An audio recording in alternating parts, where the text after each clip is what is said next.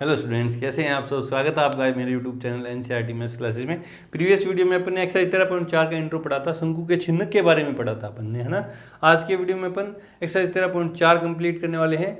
शंकु के छिन्नक के ऊपर आधारित कुछ क्वेश्चन है। क्वेश्चन नंबर 1 देखो क्या है कि एक पानी पीने का गिलास, गिलास 14 सेमी ऊंचाई वाला एक शंकु के छिन्नक के आकार का है। पानी पीने का एक गिलास है, ठीक है, यूं गिलास होता है, ठीक है। आपने देखे ये 14 सेमी ऊंचाई है इसकी, ठीक है। आकार क्या है, इसके दोनों सिरों के व्यास 4 सेमी में 2 सेमी है। व्यास, एक व्यास तो है 4 सेमी और एक व्यास है 2 सेमी है। तो गिलास की धारिता ज्ञात करो। धारिता मतलब आयतन ज्ञात करो। और शंकु के छिन्नक का आयतन आपको पता है, सूत्र याद है आपके प्रीवियस वीडियो में अपन ने देखा था। पहले जो चीजें दे रखी है वो लिखते हैं आंसर में। छिन्नक का या गिलास की ऊंचाई h बराबर 14 सेमी, व्यास बराबर, एक व्यास तो है 4 सेमी, बड़ा व्यास 4 सेमी है, इसलिए बड़ी त्रिज्या क्या आ जाएगी, R1 बराबर क्या आ जाएगी 4/2, तो कितनी आ गई 2 सेमी। दूसरा व्यास 2 सेमी, इसलिए R2 बराबर 2/2, तो 1 सेमी। इसलिए गिलास की धारिता, पहले सूत्र आयतन वाला, धारिता मतलब आयतन है ना, धारिता 1/3 पाई R1 square plus R2 square plus R1 R2 और H। ये सूत्र आपको क्या रहता है, याद रहेगा। अब इस सूत्र में सारे मान रख दो। 1/3 इंटू पाई का मान 22/7 ब्रैकेट R1 की स्क्वायर, R1 का मान 2 की स्क्वायर प्लस R2 की स्क्वायर मतलब 1 की स्क्वायर, R2 1 है, प्लस 2 इंटू 1 और इंटू में H कितना है 14, तो 22/3 गुणा 7, 2 की स्क्वायर 4 प्लस 1 की स्क्वायर 1 प्लस 2 इंटू 1 2 इंटू में 14, तो 22/3 गुणा 7 गुणा 4 1 5 और 2 7 गुणा में 14, 7 से काटा तो 7 कट गया, 14 दूनी 28, 2 अंशल 14 दूनी 28 और 2 30/3 सेंटीमीटर स्क्वायर क्यूब, सॉरी आयतन में क्या लगता है क्यूब। तो ये गिलास की धारिता, पॉइंटों में भाग देना चाहो तो पॉइंटों में दे दो। आंसर चेक करते हैं, क्या दे रखा है। आंसर दे रखा है 13.3 में 13.4 में क्वेश्चन नंबर फर्स्ट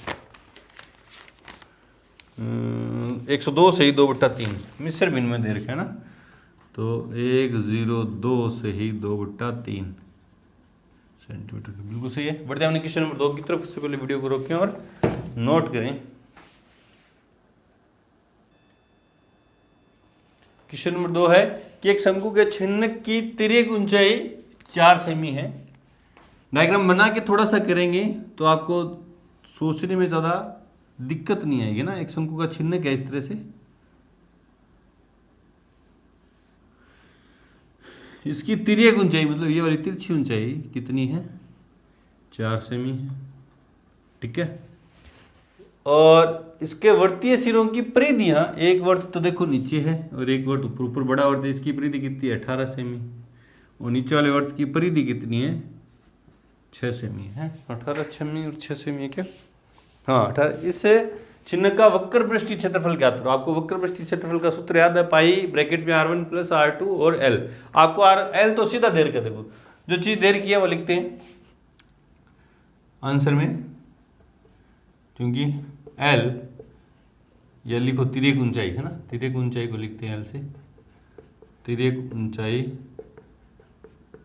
L बराबर, सीधा ऊंचाई होता तो H होता है, तिर्यक ऊंचाई नाम दिया तो क्या दे दिया L 4 सेमी।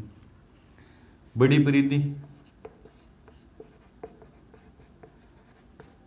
बराबर कितनी है 18 सेमी, इसलिए बड़ी परिधि का सूत्र, परिधि वर्त की परिधि का सूत्र क्या होता है 2πr। तो दो वर्त की परिधियां, एक वर्त की बड़ी परिधि दे दी, इसको 2πr1 मान लूंगा और एक इसको क्या मान लूंगा 2πr2, क्योंकि बड़ी परिधि से बड़ी त्रिज्या आएगी और छोटे वाली परिधि से क्या आएगी छोटे वाली त्रिज्या। तो 2πr1 बराबर क्या है 18। तो r1 बराबर क्या आ गई 18 बट्टा में 2 पाई, 2 से काटा तो 9 बट्टा पाई। छोटी परिधि पाई का मान नहीं रखा मैंने, देखो पाई से पाई कट जाएगा, आगे देखते हैं अभी कैसे कटेगा। छोटी परिधि बराबर कितनी है, छोटी परिधि कितनी देर की है 6 सेमी, इसलिए 2 पाई। अब छोटी परिधि की छोटी त्रिज्या मान लूंगा r2। परिधि का सूत्र तो वही है 2πr, यहाँ 2πr1 क्योंकि बड़े वाली परिधि से बड़ी त्रिज्या निकलेगी और छोटे वाली परिधि से छोटे वाली त्रिज्या निकलेगी, तो इससे मैंने r2 मान लिया बराबर 6, इसलिए r2 बराबर 6 बट्टा में 2 पाई, 2 से काटा तो 3, तो 3 बट्टा पाई। ये r1 आ गया, ये r2 आ गया, ये l दे ही रखा है, इसलिए सूत्र लगा दो आप। चिन्हक का वक्र पृष्ठीय क्षेत्रफल बराबर, पहले सूत्र पाई r1 प्लस r2 और l। पाई का मान, पाई की जगह पाई रखो। बोलो सर क्यों, देखो पाई से पाई कटेगा भी।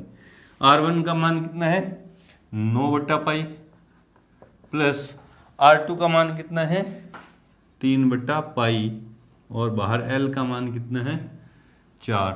आप ऐसे मत कर देना एक पाई से एक पाई काट दो, नहीं, बीच में प्लस का निशान है, ऐसा मत कर दोगे तो गलत हो जाएगा।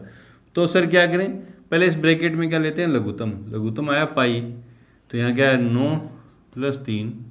अब लघुत्तम लेना आता है ना पाई के पहाड़े में, पाई कितनी बार आया, एक बार 1 को 9 से किया तो 9, उसी तरह ये है ना गुणा 4। अब ये पाई से पाई कट जाएगा, यहाँ नहीं कटेगा, यहाँ कट जाएगा। क्यों, यहाँ क्यों कट जाएगा, क्योंकि यहाँ दोनों के नीचे है, यहाँ अलग अलग और बीच में निशान कौन सा आ रहा है प्लस। यहाँ प्लस माइनस आए तो ऊपर नीचे कटते नहीं, गुणा आता तो कट जाता। अब देखो यहाँ बोले सर प्लस तो यहाँ भी है, लेकिन यहाँ गुणा का निशान है, इस पाई के और इस पाई के बीच में गुणा का निशान। बोले सर यहाँ भी था, लेकिन यहाँ ये भी पाई भी गुणा में था, यहाँ नहीं कटेगा ना, यहाँ कट जाएगा। तो क्या बचा 9 3 12 गुणा 4, तो कितनी है 12 चौका 48 सेमी स्क्वायर। चेक करते हैं आंसर 13.4 में क्वेश्चन नंबर 2। 13.4 में क्वेश्चन नंबर 2 48 सेमी स्क्वायर बिल्कुल सही है। बढ़ते हैं क्वेश्चन नंबर 3 की तरफ। उससे पहले वीडियो को रोकें और नोट करें अच्छे से।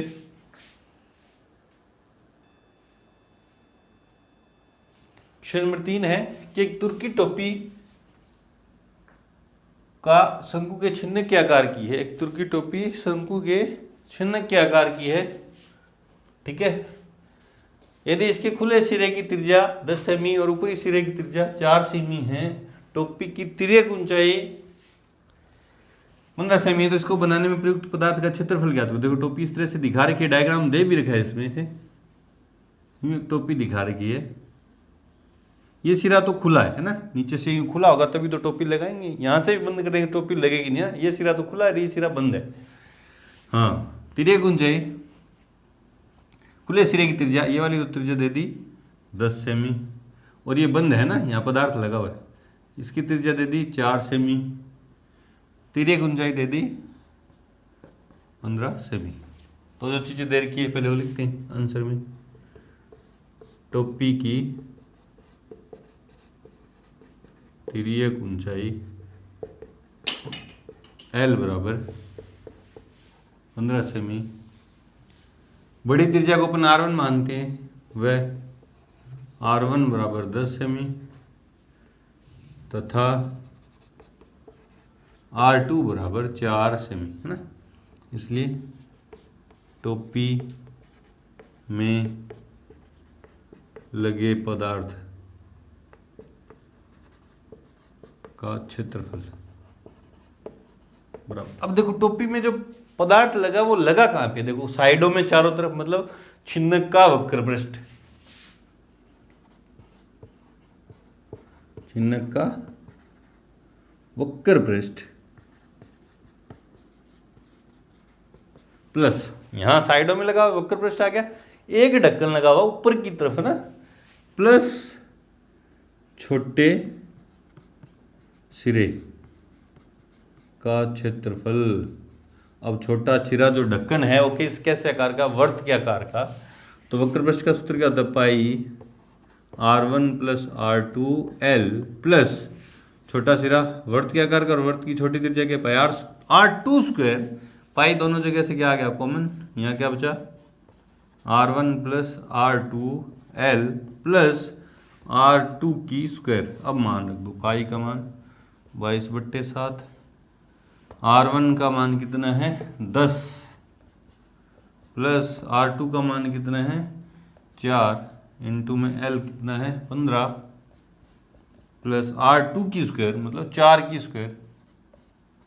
सोल्व करते हैं इसको, 22/7, 10 4 14, 14 को गुणा करना है 15 से प्लस 4 की स्क्वायर 16, 22/7, 15 चौका 60, 6 15 6 21, 210 प्लस 16,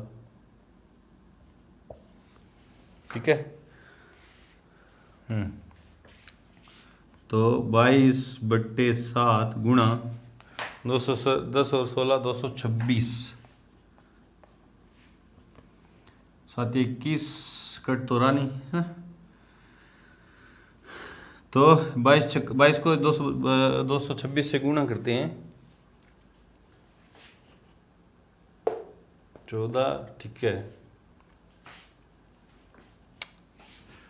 22 छक्का 132, 13 अंसल, 22 दूनी 44 और 13 57, 5 अंसल, 22 दूनी 44 और 5 49 बट्टा में 7 सेमी स्क्वायर, 7 7 49, 7 एकम 7, 0.7 दूनी 14, 6 बचे और 7 और 56 सेमी स्क्वायर। देखते हैं आंसर, ये भाग दे दिया ना 49 72 में 7 का भाग दिया। चेक करते हैं आंसर, 710 सही, 2/7 बिल्कुल सही है। मिश्र भिन्न में उसने दिया, अपन ने पॉइंटों में दे दिया, दशमलव भिन्न में है ना, बिल्कुल सही आंसर। तो टोपी में जो पदार्थ लगा था वो कहाँ था, शंकु के चिन्ह, क्योंकि नीचे तो ढक्कन लगा नहीं हुआ, एक साइड ढक्कन लगा। वो कौन सा ढक्कन है, छोटे वाला ढक्कन लगा हुआ है ना, डायग्राम में भी दे रखा था। तो बढ़ते अपने क्वेश्चन नंबर 4 की तरफ। उससे पहले वीडियो को रोकें और नोट करें।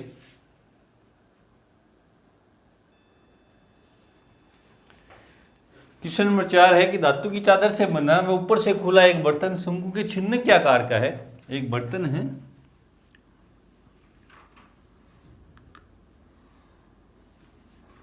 इस शंकु के चिन्ह के आकार का, मतलब गिलास टाइप का बर्तन है, जिसकी ऊंचाई 16 सेमी, ऊंचाई मतलब सीधी ऊंचाई है ना, ऊंचाई 16 सेमी है, तथा निचले व ऊपरी सिरों की त्रिज्याएं क्रम से 8 सेमी व 20 सेमी। निचले सिरे की त्रिज्या तो है 8 सेमी और ऊपरी सिरे की त्रिज्या है 20 सेमी, ठीक है। 20 रुपये प्रति लीटर की दर से इस बर्तन को पूरा भर सकने वाले दूध का मूल्य ज्ञात करो। पहले तो इसमें कितना दूध आएगा वो ज्ञात करना है, फिर उसका मूल्य भी ज्ञात करना है ना।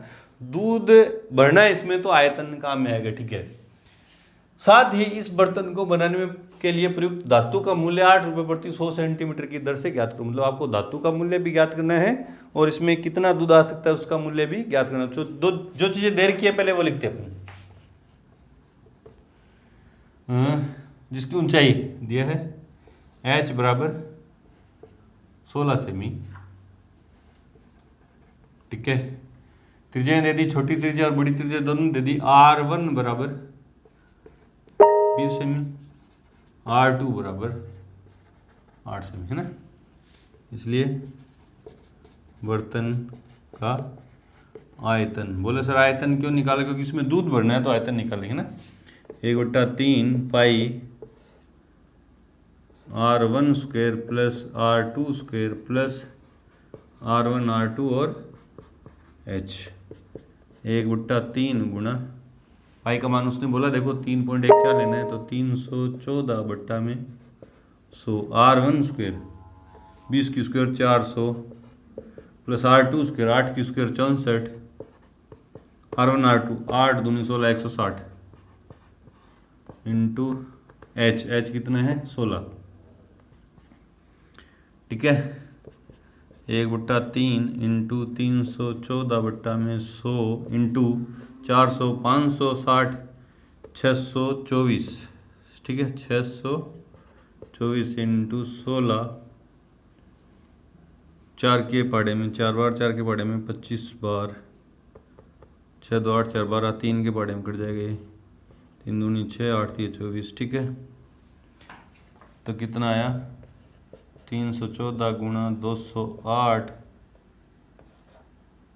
गुणा में 4 बट्टा में 25 सेमी क्यूब, है ना। ये सेंटीमीटर क्यूब में है। अब इसको पहले लीटर में बदलेंगे, है ना। ये जो आयतन आया मेरा, ये जो आयतन आया सेंटीमीटर क्यूब में आया, इसको पहले क्या बदलेंगे, लीटर में बदलेंगे। तो पहले देखो, चूंकि 1000 सेंटीमीटर क्यूब में दूध या द्रव जो भी द्रव है, द्रव बराबर कितना आता है, एक लीटर आता है। कितना आता है, 1 लीटर। इसलिए बर्तन में दूध बराबर कितना है, 314 गुणा 208 गुणा 4 बट्टा में क्या था 25 बट्टा में क्या आ गया 1000 लीटर। इतना दूध आया, ठीक है। 1 लीटर का मूल्य अब कितना दे रखा है, 20 रुपये प्रति लीटर, क्योंकि 1 लीटर दूध का मूल्य बराबर 20 रुपये, इसलिए कुल मूल्य बराबर। अब 1 लीटर का मूल्य कितना है 20 गुणा, मेरे पास कितने लीटर दूध है, इतने लीटर दूध है, कितने 314 गुणा 208 गुणा 4 बट्टा में 25 गुणा 1000, 25 गुणा 1000, है ना। 5 के पहाड़े में 4 बार और 5 के पहाड़े में 5 बार। अब मैं क्या करूँगा, ऊपर के सारे गुणा करूँगा और 5 का भाग दूंगा और 3 अंक छोड़ के, ये काटूंगा नहीं, 1000 को नहीं काटूंगा। देखो क्या करने वाला हूँ मैं, 4 चौके 16 इंटू 314 इंटू 208 बट्टा में 5 गुणा 1000। मैं क्या करूँगा, 16 में 5 का भाग देता हूँ पहले तो, 5 दिया 15, 3.2 गुणा में 314 को 208 से गुणा कर देता हूँ, 314 गुणा 208, 8 चौका 32, 3 8 3 11, 1 8 3 24 और 1 25, 0 0 0, 4 दूनी 8, 2 1 2, 3 दूनी 6, 2 1 8 5 13, 4 1 5 6। इसको गुणा करूँगा 3.2 से, पहले तो इतने आ गए ना, कितने आए 65 312 बट्टा में 1000, है ना। बोले सर ये 5 कहाँ गया, 16 को 5 से भाग दे दिया 3.2। अब इसको 65 312 को 3.2 से गुणा करूँगा, 3.2, 2 दूनी 4, 2 3 दूनी 6, 5 दूनी 10, 1 13, 6 3 9 15, 19 4 8 9 9 2 और 1 अंक छोड़ के पॉइंट, 208 99 8.4 बट्टा में एक। अब पॉइंट बट्टा में 1000 है तो पॉइंट यहाँ से उठ के यहाँ आ जाएगा, तो 208.9984 रुपये, ठीक है। देखते हैं आंसर, चेक करते हैं आंसर। 208.99, है ना। अपना एकदम एक्यूरेट रेट है वो है 208.9984, और क्वेश्चन में आप अपन को आंसर दे रखा है 209 रुपये, तो ये लगभग 209 रुपये हो गया ना। तो बिल्कुल अपना आंसर सही है। ये तो आया दूध का मूल्य, आधा आंसर आया है। आधा क्या बोला उसने, इसमें प्रयुक्त धातु का मूल्य भी ज्ञात करना। धातु लगी कहाँ है वो देखनी है अपन को। अब इसमें धातु कहाँ लगी है, वक्र पृष्ठ में और आधार में। तो इसका पहले क्षेत्रफल ज्ञात करते हैं। ये इतना नोट करो, आप इतना नोट करो, फिर आगे बढ़ते हैं। तो वीडियो को रोकिए और नोट करें, ठीक है। अब इसका निकालते हैं अपन क्षेत्रफल।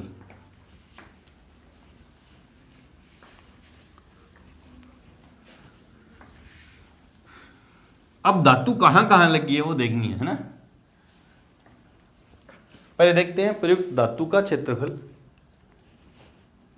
अब प्रयुक्त धातु का क्षेत्रफल देखो वक्र पृष्ठ में लगी है और नीचे आधार में। वक्र पृष्ठ के लिए मेरे को L चाहिए, तो पहले L निकालते हैं, चूंकि L स्क्वायर बराबर h square plus R1 minus R2 की होल स्क्वायर। L स्क्वायर का सूत्र है L का मान निकालने का, तो h स्क्वायर बराबर 16 की स्क्वायर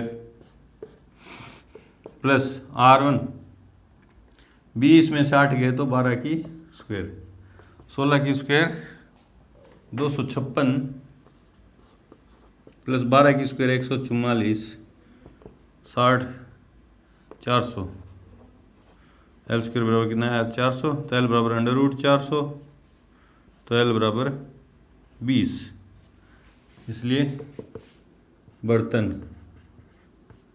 में प्रयुक्त धातु का क्षेत्रफल बराबर छिन्नक का वक्र पृष्ठ प्लस आधार का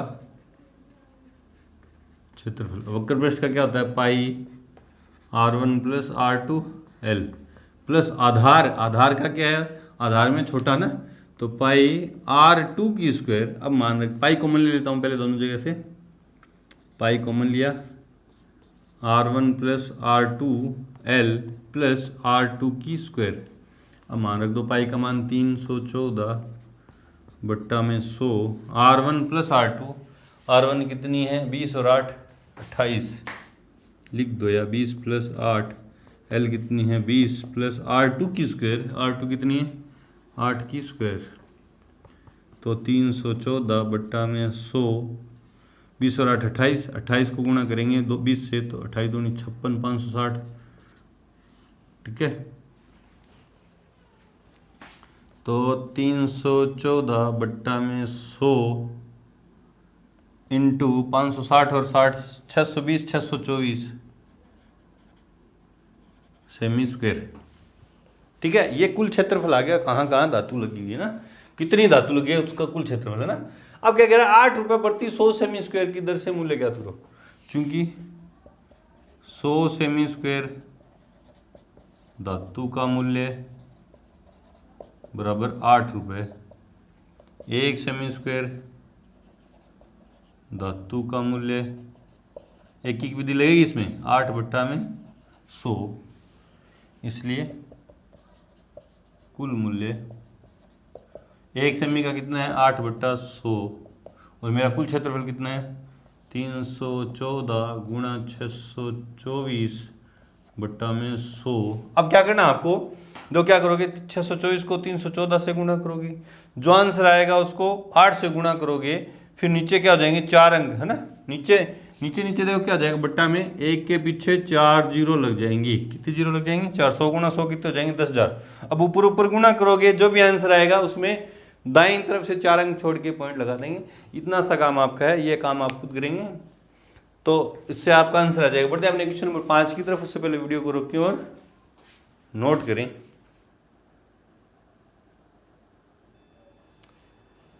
क्वेश्चन नंबर 5 है कि 20 सेमी ऊंचाई व शीर्ष कोण 60 डिग्री वाले एक शंकु को, देखते हैं साथ ही साथ डायग्राम बनाएंगे, इसमें बिना डायग्राम के ये नहीं होगा।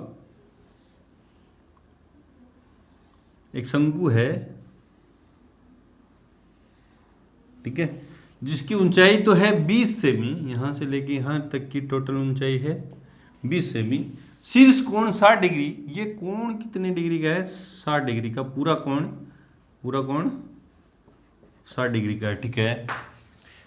वाला एक शंकु को उसकी ऊंचाई के बीचों बीच से होकर जाते हुए, ऊंचाई के एकदम बीच में से होकर जाते हुए एक तल से 2 भागों में काट दिया। अब टोटल 20 है तो 10 सेमी से, यहां से कितनी ऊंचाई से 10 और ऊपर भी कितनी है 10, बीचों बीच से होकर 2 भागों में काट दिया। तो देखो आप एक और यहाँ निकलेगा है ना, ये ऊपर तो शंकु निकल गया, एक नीचे क्या बन गया छिन्नक बन गया, ठीक है। 2 भागों में काटा गया, जबकि तल शंकु के आधार के समांतर है, मतलब तल जो है ये शंकु, इसका आधार इस तरह शंकु पड़ा है तो तल ने यूं काट दिया एकदम बीचों बीच में से, ओके ठीक है।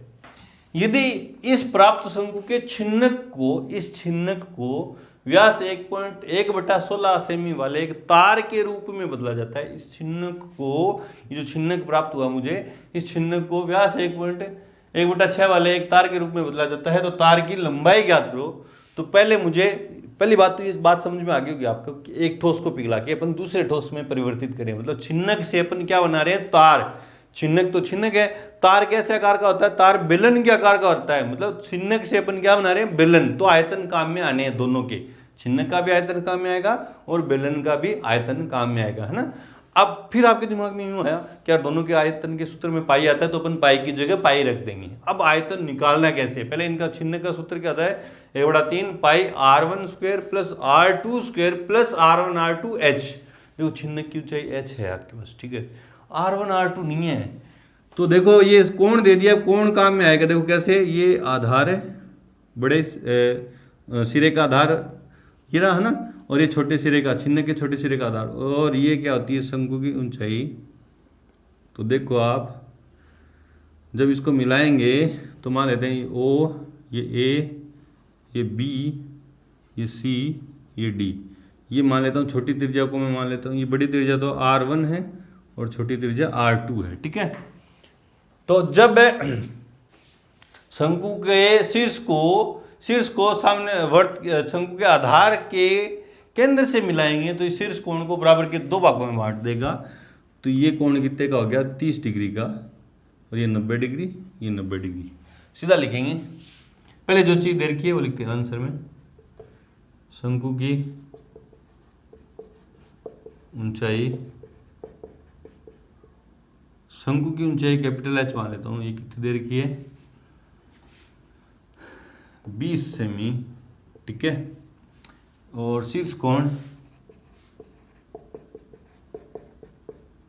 बराबर 60 डिग्री। अब चित्र से, अब सीधा क्या रखेंगे, चित्र से मुझे R2 भी चाहिए और R1 भी चाहिए। तो देखो R2 निकालूंगा तो देखो OA कितनी है, 10 है, या और ये समकोण त्रिभुज है। चित्र से समकोण त्रिभुज OAB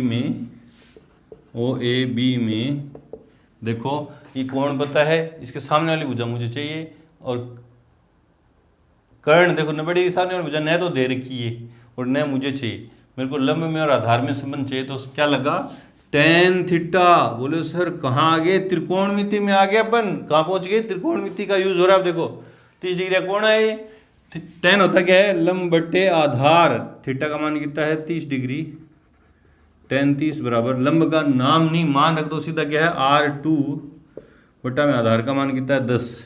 tan 30 का मान 1/√3 बराबर R2 बट्टा में 10। तिरछा गुणा करूँगा तो R√3 R2 बराबर 10, तो R2 बराबर कितना है, 10 बट्टा में √3। समीकरण नंबर 1। पुनः समकोण त्रिभुज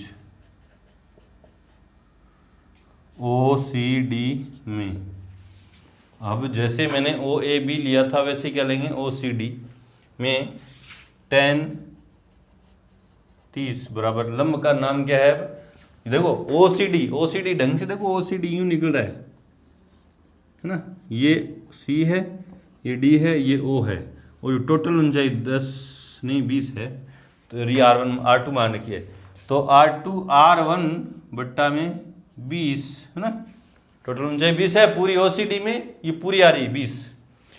tan 30 का मान 1 बट्टा में √3 बराबर R1 बट्टा में 20। यहाँ से R1 कितनी आ जाएगी मेरे पास, R1 आ जाएगी, तिरछा गुणा करके बट्टा में √ चला जाएगा 3, तो 20 बट्टा √3, ये समीकरण नंबर 2, ठीक है। तार का व्यास, देखो शंकु के छिन्नक की बात चल रही है अभी तो ना, छिन्नक की ऊंचाई H बराबर कितनी है, टोटल 20 है, तो छिन्नक की ऊंचाई कितनी है, 10 सेमी। तार का व्यास कितना दे दिया, तार का व्यास दे दिया 1/16, व्यास दिया तो त्रिज्या निकालेंगे, इसलिए त्रिज्या R1 R2 तो छिन्नक को अंदर मान रखी है, तार की त्रिज्या सीधा क्या मान लेते हैं R, तो व्यास की आधी, तो 1/16 का 1/2 करूँगा तो 1/32 सेमी। देखो 1/16 तो व्यास था, उसका आधा किया तो कितनी होगी 1/32 सेमी। माना तार की लंबाई बराबर L। तार की लंबाई क्या मान ली L, इसलिए तार का आयतन बराबर छिन्नक का आयतन। अब तार के आयतन का सूत्र, तार बेलन के आकार का है तो पाई r² L। H को मैंने क्या मान रखा है L। देखो तार की लंबाई को L मान रखा है, 1/3 पाई r1² plus r2² plus r1 r2 into में H।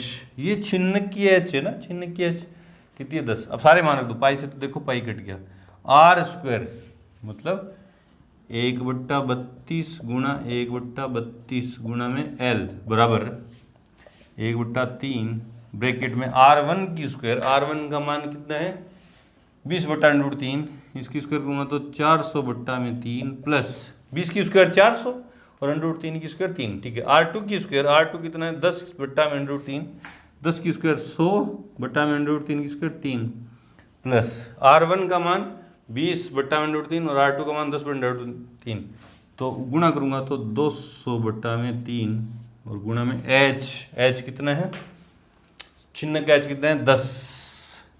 ठीक है, अब मुझे क्या करना है, ये 32 × 32 उधर जाके ऊपर जाएंगे तो L बराबर 1/3 गुणा, ये लघुत्तम लेके जोड़ूंगा 400 500 और 200 700/3 गुणा में 10 गुणा 32 गुणा 32। ठीक है, अब कुछ काटापीटी तो हो नहीं रही है, तो देखो L बराबर 700 को 10 से किया तो 7000 गुणा 32 को 32 से करेंगे गुणा तो 32 का हो गया 1024 होता है क्या, 4 3 दूनी 6 3 दूनी 6 3 3 9, हाँ 1024 बट्टा में देखो 7 को 10 से किया तो 7000 बट्टा में 32 गुणा 32 1024 बट्टा में 3 गुणा 3 कितने हो गए 9।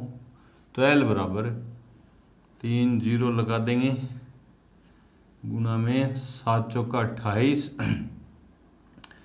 और 7 दूनी 14 और 2 16, 7 एकम 7 बट्टा में 9 सेमी। सेंटीमीटर को अपन अगर मीटर में बदलना चाहें तो 100 से भाग दे देंगे तो 71 68 30 बट्टा में 9 गुणा 100, 2 0 2 0। अब ये मीटर में है ना, अब इस मीटर में भाग दे देता हूँ 71 7 नीम 63 7 नीम 63 7 नीम 63 बच्चे 8 86 9 9 81 बच्चे 5 58 9 6 54 4 40 9 चौका 36.444 मीटर। इस तरह से चलता रहेगा। चेक करते हैं आंसर, चेक करते हैं आंसर 13.4 में क्वेश्चन नंबर 5 7964.4 मीटर बिल्कुल सही आंसर। तो यहाँ पे आके हमारी एक्सरसाइज 13.4 कंप्लीट हुई। इसी के साथ हमारा चैप्टर नंबर 13 कंप्लीट हुआ। मिलते हैं अपने नए वीडियो के साथ 14 नंबर चैप्टर में। तब तक के लिए गुड लक, थैंक यू।